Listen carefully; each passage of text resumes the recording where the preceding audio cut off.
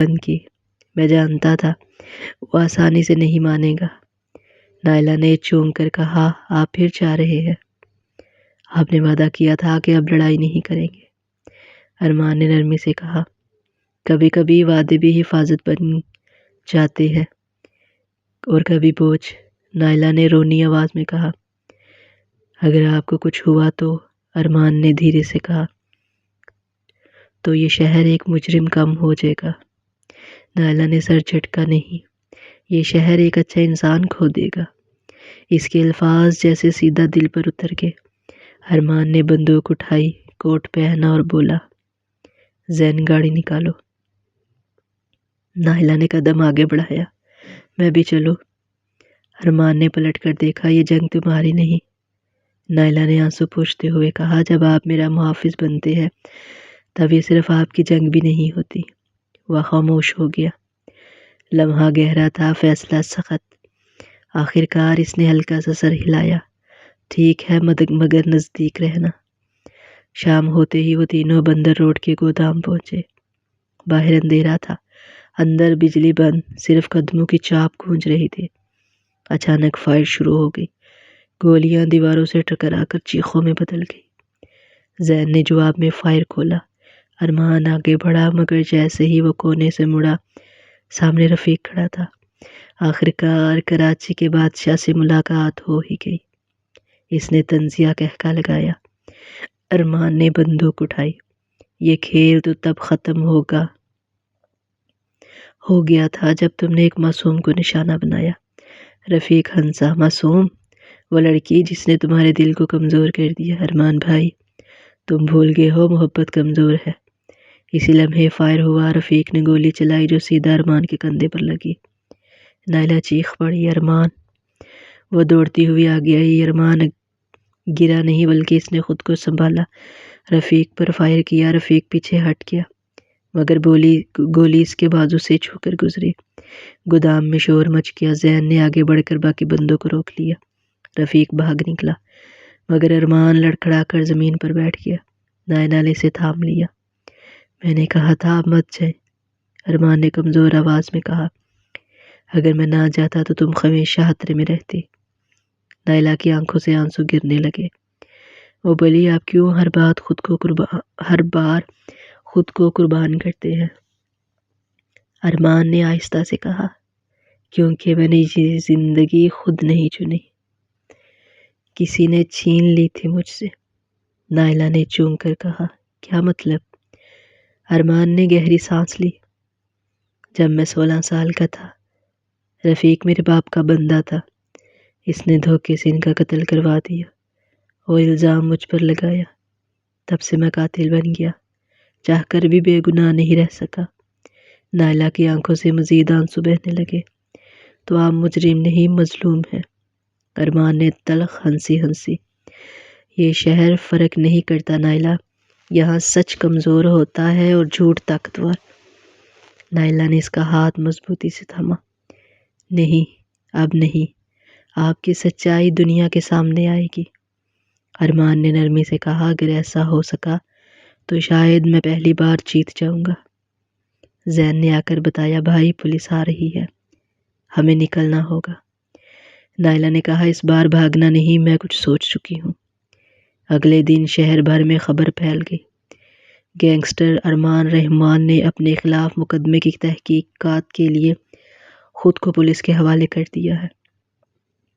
مگر اس کے ساتھ نائلہ کھڑی تھی۔ میڈیا کے سامنے نائلہ نے کہا، یہ شخص وہ نہیں جو آپ سمجھتے ہیں، یہ وہ ہے جس نے اپنے گناہوں سے زیادہ لوگوں کی جان بچائی۔ ارمان نے پہلی بار خود کو ہلکا محسوس کیا، جیسے برسوں کا بوجھ کسی نے اتار دیا ہو۔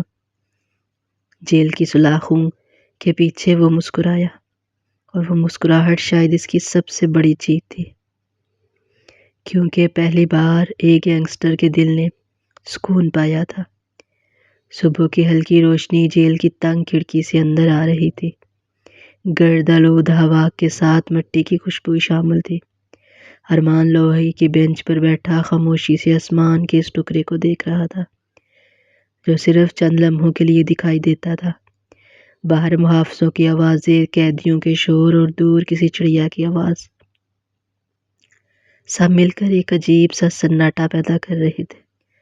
نائلہ کو گئے ہوئے 2 دن ہو گئے چکے تھے، مگر ارمان کے کان اب بھی اس کی آواز سنتے تھے، وہی نرمی، وہی یقین۔ ذہن روز آتا تھا، بھائی کیس کا ماحول بدل رہا ہے، میڈیا تمہارے حق میں ہے، نائلہ ہر جگہ جا رہی ہے تمہارا نام صاف کرنے کے لیے۔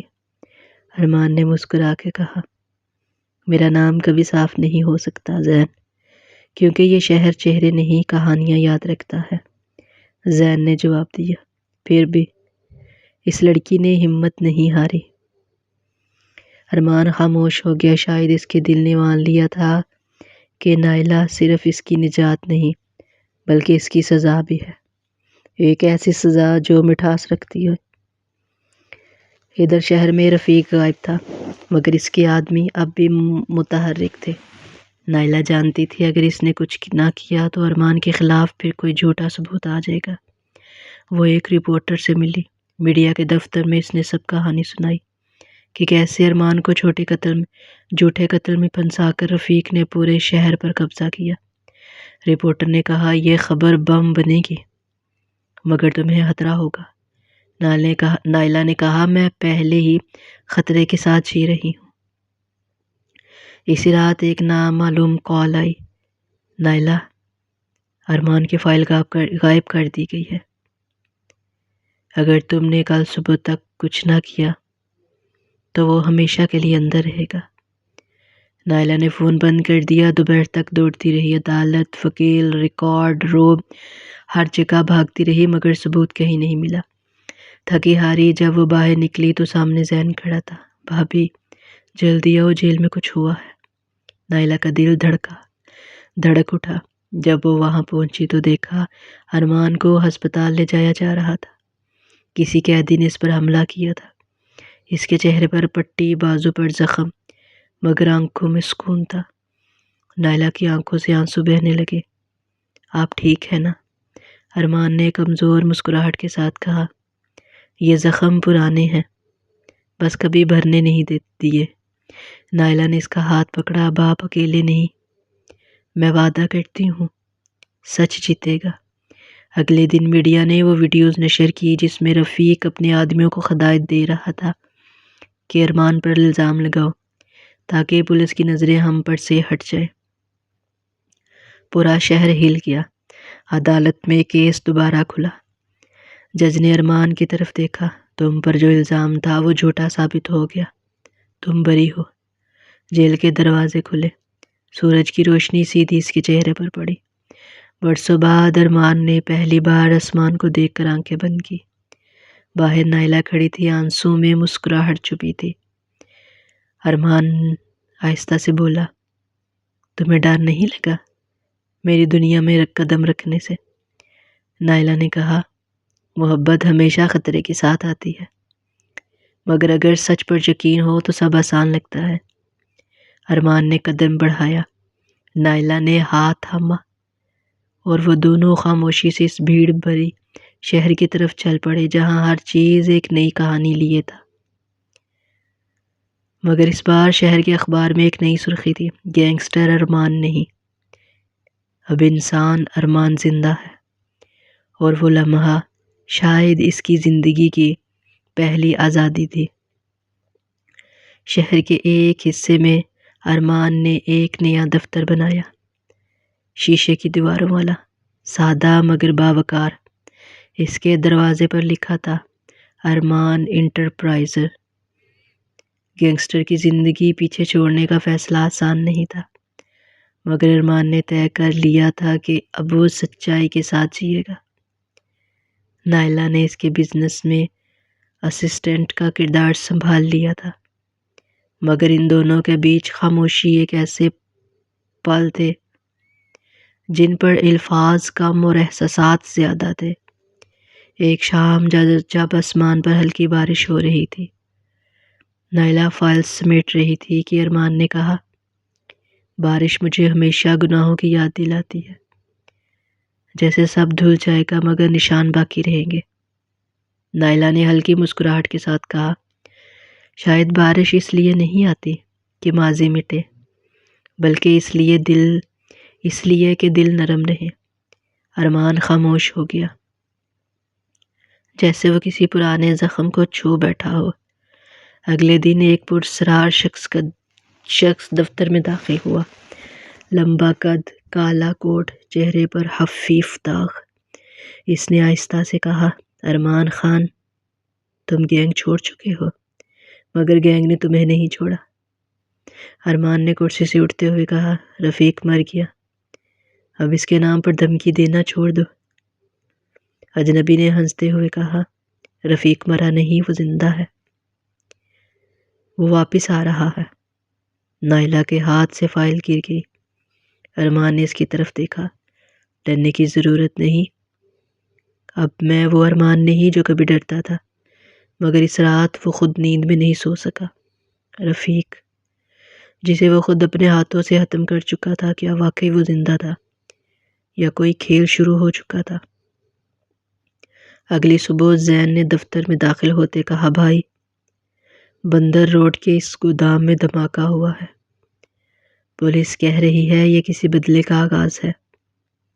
ارمان کا چہرہ سخت ہو گیا، یہ شہر ایک بار پھر خون مانگے گا زین، مگر اس بار میں خون نہیں، انصاف دوں گا۔ نائلہ نے قریب آ کر کہا، اگر آپ پھر اسی راستے پر چلے گئے تو میں آپ سے بہت دور ہو جاؤں گی۔ ارمان، اس کے لہجے میں کمزوری نہیں، محبت تھی، وہ محبت جو کسی کو گناہوں سے واپس کھینچ لاتی ہے۔ ارمان نے گہری سانس لی، وعدہ کرتا ہوں نائلہ، میں اب وہ نہیں بنوں گا جو تھا، مگر وعدوں کی بھی ایک قیمت ہوتی ہے۔ اسی رات ایک گولی ارمان کی گاڑی کے شیشے سے ٹکرائی۔ زین نے چیخ کر کہا، بھائی جھک جاؤ، مگر ارمان ہلا نہیں۔ اس نے صرف اتنا کہا تھا نا زین، جنگ ختم نہیں ہوئی، بس رخ بدل گیا ہے۔ اگلے دن شہر کے اخبارات میں پھر سرخی تھی، گینگسٹر ارمان پر قاتلانہ حملہ، رفیق کی واپسی کا امکان۔ نائلہ نے ہاتھ میں اخبار لیے خاموشی سے آسمان دیکھا۔ یا خدا، کیا ہر محبت کو امتحان ملنا ضروری ہے؟ اور اس کے سامنے ارمان کا چہرہ تھا، جو زخموں کے باوجود مضبوط کھڑا تھا، جیسے وہ اپنی کہانی کا اختتام خود لکھنے پر یقین رکھتا تھا۔ رات کے 2 بجے کا وقت تھا، پورے شہر میں خاموشی کی ایک چادر تنی ہوئی تھی، مگر ارمان کے بنگلے کے باہر سائرن کی آواز گونج رہی تھی۔ پولیس، میڈیا اور اس کی کمپنی کے لوگ سب باہر جمع تھے۔ نائلہ زین کے ساتھ کھڑی خوف سے کانپ رہی تھی، اور ارمان اندر بیٹھا کھڑکی سے باہر کی بھیڑ دیکھ رہا تھا۔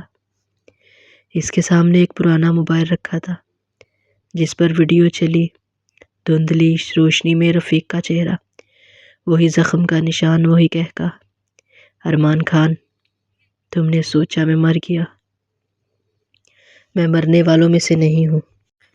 اب تمہارا ہر قدم میری مرضی سے چلے گا، اور اگر تم نے انکار کیا تو نائلہ میری ہوگی، جیسے کبھی تمہاری موت میری تھی۔